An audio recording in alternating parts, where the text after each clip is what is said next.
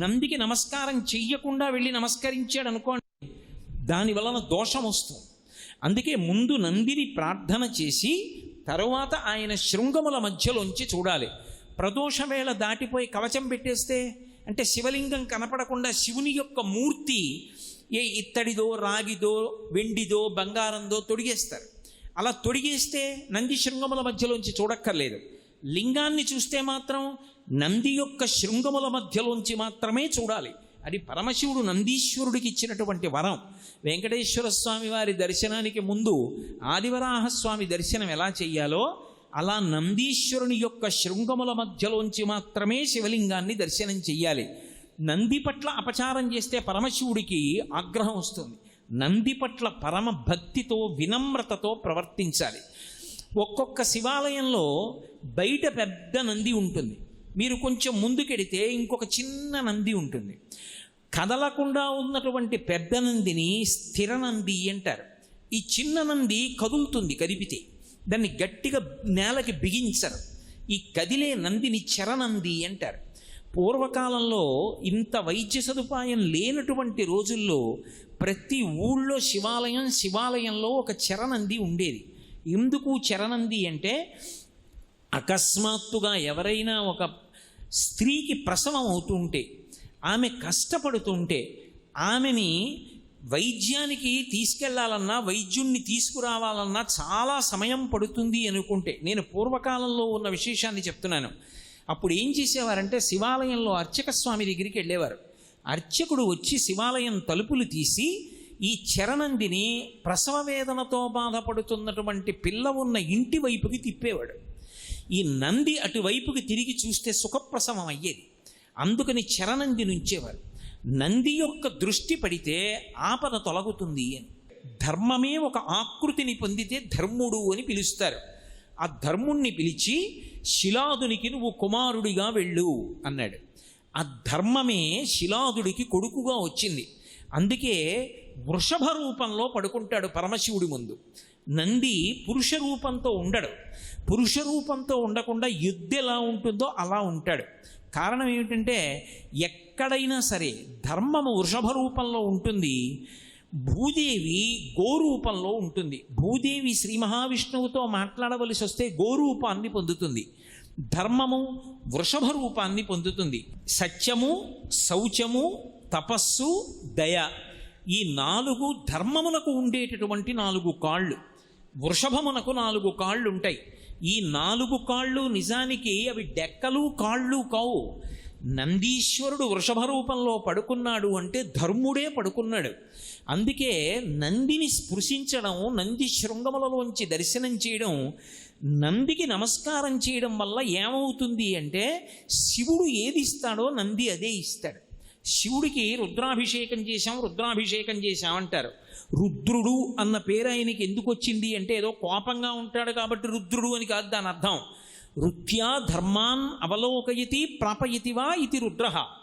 వేదముల యొక్క శబ్దము చేత, వేదమంత్రముల చేత లోకమునకంతటికీ ధర్మాన్ని నేర్పిన వాడెవరో, ధర్మము చెప్పిన వాడెవరో, ధర్మమునందు అనురక్తి కల్పించిన వాడెవరో, ధార్మికంగా మనం బ్రతుకుదామనేటటువంటి కోరిక గట్టిగా నిలబడేటట్టు చెయ్యగలిగిన వాడెవరో, ధార్మికమైన జీవనమునందొచ్చేటటువంటి వైక్లభ్యములు తట్టుకోవడానికి కావలసినటువంటి శక్తిని కూడా అనుగ్రహించగలిగిన వాడెవరో ఆయన రుద్రుడు.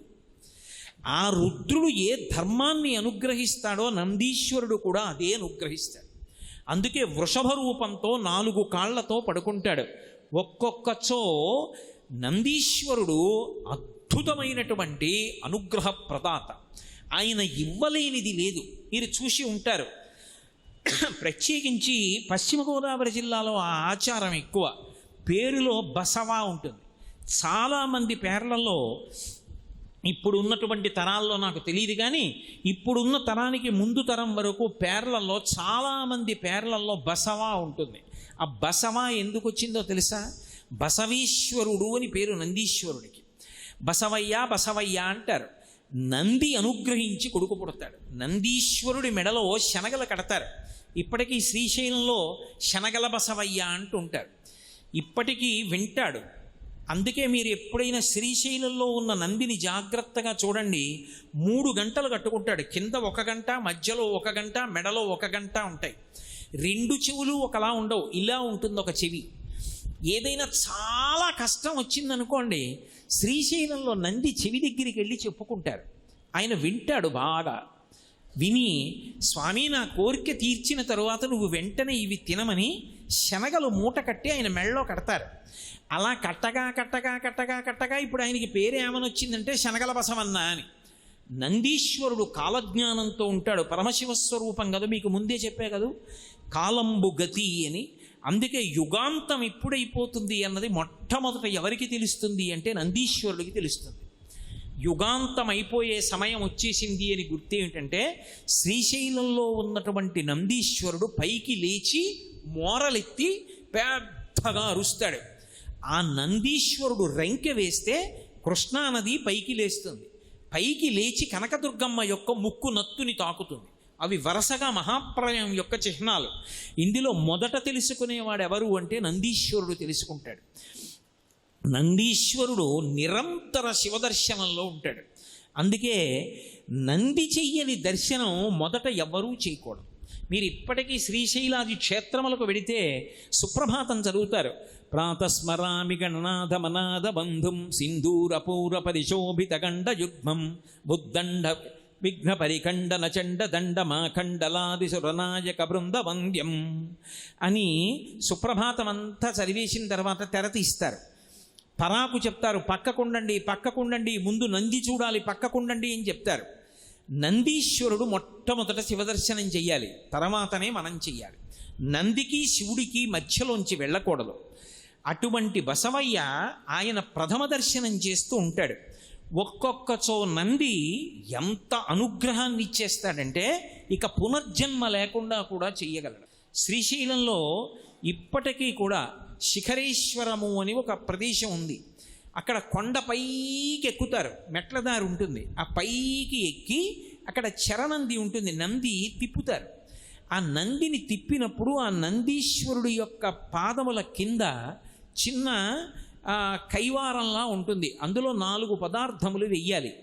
నువ్వులు, బెల్లం, బియ్యం, పత్తి గింజలు, ఈ 4 వెయ్యాలి. ఆ 4 పదార్థములు వేసి నందిని గుండ్రంగా తిప్పాలి. తిప్పితే 4 నలుగుతాయి. ఈ 4 నలిగిన తరువాత శ్రీశైల శిఖరం వేపుగా నందిని ఉంచుతారు. ఉంచి ఇందాక నేను చెప్పినట్టుగా చేతివేళ్ళుంచి ఆయన పృష్ఠభాగాన్ని పట్టుకుని శ్రీశైల శిఖరం వంక చూస్తారు. అలా ఎవరు చూశారో శ్రీశైల శిఖరం దృష్ట్వా పునర్జన్మ న విద్యతే, వారికి ఇక పునర్జన్మ లేదు. ఒకప్పుడు నందనారని ఒక మహాభక్తుడు, శివభక్తుడు, ఆదనూరు అని ద్రవిడ దేశంలో ఒక చిన్న ఊరిలో పుట్టాడు. ఆయన జన్మత ఆయనకి అంత గొప్ప శివభక్తి ఏర్పడింది, జన్మజన్మాంతర సంస్కారం మహానుభావుడిది. ఆయన ఒకప్పుడు ఆ ఆదనూరికి దగ్గరలో ఉన్నటువంటి తిరుప్పంగూరు అనబడేటటువంటి క్షేత్రంలో పరమశివుడికి ఉత్సవాలు జరుగుతున్నాయంటే చూడడం కోసమని వెళ్ళాడు. పిల్లలందరితో కలిసి బయలుదేరి ఒళ్ళంతా విభూతి అలదుకుని పరమ సంతోషంతో చిందులు వేసుకుంటూ వెళ్ళాడు. ఆ రోజుల్లో ఉన్నటువంటి ఆచారం రీత్యా శివాలయం అంతరాలయం వరకు ఆ పిల్లల్ని రానివ్వలేదు. నందీశ్వరుడి వెనక ఉన్నటువంటి ధ్వజస్తంభం వరకే అనుమతించారు. పిల్లలు, చిన్నపిల్లలు పాపం ఈ నందనార్కి కన్నులారా ఒక్కసారి చూడాలి ఆ శివలింగాన్ని అని ఉంది. కానీ ఆ శివలింగం వంక ఒక్కసారి చూద్దామంటే నందీశ్వరుడు యొక్క పెద్ద మూర్తి అడ్డొస్తాం. ఆయన ఆర్తితో మనసులో చెప్పుకున్నాడు, శివా నిన్ను చూడాలని బయలుదేరి వచ్చాను. ఈ నంది అడ్డంగా ఉన్నాడు, నన్న ధ్వజస్తంభం దాటి వెళ్ళనివ్వరు, ఇక్కడి నుంచి నాకు నీ దర్శనం అవ్వట్లేదు, శంకరా ఎలా అనుగ్రహిస్తావో నన్ను అనుగ్రహించమని అడిగాడు. వెంటనే పరమశివుడు నందీశ్వరుణ్ణి ఆజ్ఞాపించాడు, నీ వెనక నా భక్తుడు నందనారు ఉన్నాడు, నంది పక్కకి తొలగు, ఆయన చూస్తాడు నన్నన్నాడు. వెంటనే నందీశ్వరుడు శివలింగానికి ఎదురుగుండా ఉన్నవాడు ఓ పక్కకి వెళ్ళిపోయాడు. ఇప్పటికీ మీరు తిరుప్పంగూరు వెడితే శివలింగానికి ఎదురుగుండా ఉండదు నంది, నంది పక్కకి వెళ్ళిపోయి ఉంటుంది. నందనారు వెళ్ళినప్పుడు శివాజ్ఞ మేరకు నంది పక్కకి వెళ్ళిపోయింది. అప్పటి నుంచి ఇప్పటికీ కూడా ఆ నంది అలాగే పక్కకి తొలగిపోయి ఉంటాడు. లోకంలో అన్ని పశువులే మనతో కలిపి, ఎందుచేత అంటే పశువు అన్న మాటకు అర్థం ఏమిటంటే పాశము చేత కట్టబడినది. మెడలో తాడు ఉండి తాడుతో కట్టబడితే పశువు అంటారు. పశువు, పాశము, కట్టుటకు స్థానము, ఈ మూడు ఉంటాయి. ఒక ఎద్దుందనుకోండి, దాని మెడలో ఓ తాడు, ఆ తాడు రెండో కొస ఏదో కర్రకో దేనికో కడతారు, ఒకవైపు మెడకి కడతారు, కట్టబడడానికి పశువు ఉంటుంది. అలాగే మనకి కూడా గత జన్మలలో చేసుకున్నటువంటి కర్మపాశములు ఉంటాయి. వాటిని అనుసరించి మనం సుఖదుఖములను పొందుతుంటాం. ఆ కర్మపాశముల చేత కట్టబడి ఉంటాం. అందుకే కర్మపాశముల చేత కట్టబడి జన్మ ఒక రాట, జన్మ అన్న స్తంభానికి కర్మపాశముల చేత కట్టబడి తిరుగుతూ ఉంటాడు కాబట్టి పశువు. అందుకే శంకర భగవత్పాదులంతటి వారు శివానందలహరి చేస్తూ స్మృతౌ శాస్త్రౌ విద్యాం అంటూ పశుమాం సర్వజ్ఞ ప్రథిత కృపయా పాలయ విభో అంటారు. శంకర, నేను పశువుని, మీరు పశుపతి, కాబట్టి మీకు నాకు ఈ అనుబంధం చాలదా? పశువుని రక్షించుకోవలసిన వాడు పశుపతి, కాబట్టి మీరు నన్ను కాపాడుకోండి అన్నారు. లేపాక్షి వెడితే లేపాక్షిలో ఉండేటటువంటి నందీశ్వరుడికి పూజ లేదు. మనందరం చెప్తామే లేపాక్షి బసవయ్య లీచిరావయ్య కైలాస శిఖరిలా కదలిరావయ్య అంటాం. ఎక్కడ భూగోళం మొత్తం మీద అటువంటి నంది లేదు. అంత అద్భుతమైన నంది. ఎందుకో తెలుసా? గండభేరుండ పక్షి ఉంటుంది. ఆ గండభేరుండ పక్షి తన రెండు కాళ్లతో ఏనుగుని ఎత్తుకుని పట్టుకుంటుంది. అంటే ఆ పక్షి ఎంత బలం ఉన్న పక్షో మీరు ఆలోచించండి. గండభేరుండ పక్షి ఒక మదపుటేనుగుని ఎత్తి పట్టుకుని ఉండగా ఉన్నటువంటి పథకంతో ఒక గొలుసు మెళ్ళో వేసుకుని నందీశ్వరుడు ఉంటాడు. అంటే నంది ఎంత పెద్ద నంది! ఒకానొకప్పుడు లేపాక్షిలో దేవాలయం కడుతున్నటువంటి శిల్పులు ఖాళీ ఉన్నప్పుడల్లా గండభేరుండ పక్షి పట్టుకున్నటువంటి ఏనుగుతో ఉన్నటువంటి హారాన్ని మెడలో వేసుకున్నంత పెద్ద నందిని చెక్కాలి అని కోరిక పుట్టి ఖాళీ ఉన్నప్పుడల్లా ఓ నందిని చెక్కుతూ వచ్చారు. అదొక పెద్ద శిల. అది అద్భుతమైనటువంటి నందీశ్వర స్వరూపమైంది. ఆ నందే లేపాక్షిలో ఉన్నటువంటి నంది. అక్కడ నుంచి చూస్తే నాగలింగ స్వరూపం కనపడుతుంది. అసలు ఆ నందీశ్వరుడి వంక చూస్తే ఒళ్ళు రోమాంచితం అవుతుంది, వెంట్రుకలు నిక్కబుడుచుకుంటాయి ఆనందంతో. అబ్బా, ఏమి చెక్కారా అనిపిస్తుంది. అంత అద్భుతమైనటువంటి నంది. ఒక్కొక్క చోట ఉండేటటువంటి నందికి ఒక్కొక్క లక్షణం ఉంటుంది. మీకు ఇక్కడే ఏలూరులోనే ఇప్పుడు దాన్ని శృంగేరి పీఠాధిపతులు నాకు తెలిసినంత వరకు జరాపహరీశ్వరుడు అని పేరు పెట్టారు. మా చిన్నతనంలో జలాపాలీశ్వరుడు అని పిలుస్తుండేవాళ్ళం. ఇక్కడ ఏలూరులో ఉన్నటువంటి శివాలయానికి ఉన్న ప్రఖ్యాతి ఏంటంటే, శివాలయం వెనక్కి వెడితే శివాలయంలో శివలింగం ఉన్నటువంటి అంతరాలయం వెనక ఉన్నటువంటి గోడకి కన్నం ఉంటుంది. ఆ కన్నంలోంచి మీరు చూస్తే నందీశ్వరుడు కనపడతాడు. ఆ నంది కాలు ఇలా ముందుకి పెట్టి ఉంటాడు. ఇలా ముందుకి పెట్టి ఉన్నటువంటి కాలుకి ప్రత్యేకంగా కడియం వేసేవారు. ఆయనకి కడియం వేసి మెడలో ఆ శనగలు మొదలైనవి మూట కడితే పిల్లలు పుడుతుండేవారు. సంతానకారకుడై ఉండేవాడు. ఈప్సితములను కటాక్షిస్తూ ఉండేవాడు. ఈ ఊళ్ళోనే ఆ స్వామి శివలింగము ఎంత ఈప్సితములను ఇవ్వగలిగినటువంటి శక్తి కలిగినదో, నందీశ్వరుడు కూడా తత్తుల్యమైనటువంటి విశేషమైన దర్శనములు ఇవ్వగలిగినటువంటి మహానుభావుడు. కాకతీయ నంది. మీరు 1000 స్తంభాల మంటపానికి వెడితే వరంగల్లో 6 అడుగుల ఎత్తు నంది పడుకుని ఉంటుంది. 6 అడుగుల ఎత్తి నంది పడుకున్నప్పుడు కాకతీయ నందికి ఒక్కదానికి ఒక లక్షణం ఉంటుంది. కాకతీయ నంది 3 కాళ్ళ మీద పడుకుని ఒక పాదం బాగా ముందుకి ఇలా చాపి మడుస్తుంది. ఇలా అసలు దాని అందం చూసి తీరాలి. ఇలా ఎలా కూర్చుంటుందంటే పరమ గంభీరంగా ఉంటుంది.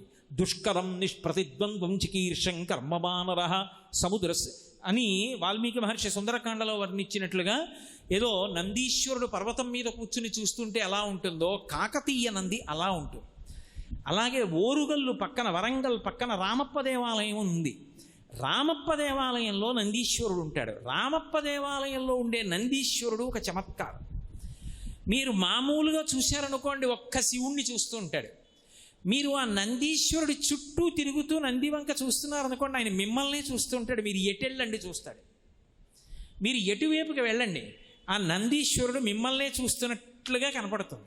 కానీ ఆయన శివుణ్ణే చూస్తుంటాడు. శివుణ్ణే చూస్తున్న నందికి ఎటు తిరిగినా మిమ్మల్ని చూసేటట్టుగా విగ్రహాన్ని చెక్కిన అపురూప శిల్పం, అద్భుతమైనటువంటి నందిమూర్తి మీకు వరంగల్ రామప్ప దేవాలయంలో కనపడుతుంది. అమ్మవారి ఉపాసనకి సంబంధించిన సమస్త రహస్యములు తెలుసున్నవాడు ఎవరంటే నందీశ్వరుడు. ఆ నందీశ్వరుని యొక్క అనుగ్రహం చేతనే లోకానికంతటికీ అమ్మవారి యొక్క ఉపాసన, అన్ని అమ్మవారికి సంబంధించినటువంటి విశేషాలు అన్నీ నంది ముఖతః అందాయి. కాబట్టి శ్రీ విద్యకి నంది విద్య అని పేరు వచ్చింది. అందుకని అమ్మవారికి నంది విద్య, నటేశ్వరి వరుస క్రమంలో పేర్లు పలుకుతూ ఉంటాం కదా. నందీశ్వరుడు తీసుకొచ్చాడు. సౌందర్య లహరి ఈ భూమి మీదకి వచ్చినప్పుడు శంకర భగవత్పాదాచార్య స్వామి వారికి అద్భుతమైన పరీక్ష పెట్టినవాడు కూడా నందీశ్వరుడు. ఎందుకని అంటే పరమశివుని యొక్క దర్శనానికి శంకరాచార్యుల వారు యోగ మార్గంలో కైలాస పర్వతం మీదకి వెడితే పరమశివుడు 5 శివలింగములను ఇచ్చాడు. 5 శివలింగములను శంకరాచార్యుల వారు 5 చోట్ల పెట్టారు. కాంచీపురంలో 1, శృంగేరిలో 1, చిదంబరంలో 1, నేపాల్లో 2, 5 లింగములను ఉంచారు. అలాగే అమ్మవారు సౌందర్యలహరిని ఇచ్చింది. సౌందర్యలహరిని తీసుకుని వచ్చేస్తుంటే నందీశ్వరుడు కొన్ని శ్లోకాలు లాగేశాడు. లాగేస్తే శంకరాచార్యుల వారు అలా నిలబడ్డారు. నిలబడితే అమ్మవారంది, శంకర కైలాస శంకరుడికి కాలడి శంకరుడికి భేదం లేదు అని లోకానికి నిరూపించాలి, నువ్వు పూరణ చేసేయి. అందుకు నందీశ్వరుడు తీసుకుపోయేటట్టుగా చేసింది. శంకరాచార్యుల వారు వెంటనే సౌందర్యలహరి శేషాన్ని పూర్తి చేసి లోకానికి అందించారు. శంకర భగవత్పాదులు స్వయంగా నమః కపర్దినీచ వ్యుక్త కేశాయ చ, పెద్ద జటాజూటంతో ఉన్న శంకరుడే బోడిగుండుతో ఉన్న శంకరుడుగా శంకరాచార్యుల వారిగా వచ్చాడు సుమాని లోకానికి నిరూపణం చేసిన మహానుభావుడు నందీశ్వరుడు. ఆ రావణుడు ఒకప్పుడు శివదర్శనానికి వెళ్ళాడు. వెడితే నందీశ్వరుడు కావలిగా ఉన్నాడు. ఇప్పుడు ఏకాంతంలో ఉన్నారు, లోపలికి వెళ్ళి దర్శనం చేయడానికి వీలు లేదన్నాడు. అంటే కోతి ముఖంతో కనపడుతూ ఉంటాడు. పరమశివుడిచ్చిన వరం అని మీకు నేను మనవి చేశాను కదా. శివమహాపురాణంలో నందీశ్వరుడే చెప్పాడు బ్రహ్మాది దేవతలతో ఈ విషయం. కోతి ముఖంతో కనిపించాడు ఆ రావణాసురుడికి. ఆయన నందీశ్వరుణ్ణి అధిక్షేపించి, కోతి ముఖంతో ఉన్నవాడా వానర ముఖం ఉన్నవాడా, నువ్వు నన్ను అడ్డగించగలిగిన వాడివా అన్నాడు. అప్పుడు నందీశ్వరుడు శాపం ఇచ్చాడు, కోతి ముఖాన్ని తక్కువ చేసి మాట్లాడావు కాబట్టి కోతులే వచ్చి లంకని సర్వనాశనం చేస్తాయి అన్నాడు. అందుకే వానరముల చేత లంక నశించి, అంతటి మహాపురుషుడైనటువంటి నందిని స్మరించినంత మాత్రం చేత ఒక్కసారి ఆయన్ని తలుచుకుంటే చాలు సమస్త భయములు తొలగిపోతాయి. అంత అద్భుతమైనటువంటి గాంభీర్యమూర్తి, కారణజన్ముడు, పార్వతీ పరమేశ్వరుల ఇద్దరి యొక్క అపారమైనటువంటి అనుగ్రహానికి నోచుకున్నటువంటి వాడు, ప్రమథగణములన్నిటికీ కూడా అధిపతిగా పట్టాభిషేకం పొందినవాడు. ఆయన యొక్క అనుమతి లేకుండా శివదర్శనం చేయడం కూడా సాధ్యం కాదు అన్న విషయం వరంగా పొందినటువంటి వాడు. ఆయన యొక్క ఉచ్ఛ్వాస నిశ్వాసలనబడేటటువంటి ఊపిరులలో పార్వతీ పరమేశ్వరులు నిరంతరము సయ్యాటలాడుతూ ఉంటారు. అంత అద్భుతమైనటువంటి రూపాన్ని పొందినటువంటి నందీశ్వరుడి యొక్క పేరు స్మరించినంత మాత్రం చేత లోకం చల్లబడుతుంది. దానికి ప్రమాణం ఒకటే. ఇవాళ నేను శివపరివారంలో మొట్టమొదట నంది గురించి చెప్దామని సంకల్పం చేసి రాగానే ఏలూరులో వర్షం పడి చల్లబడిపోయి. నందీశ్వరుడు మహానుగ్రహమూర్తి అనడానికి ఇంకేం కావాలి? తత్వతః నందీశ్వరుడు జీవుడికి ప్రతినిధి.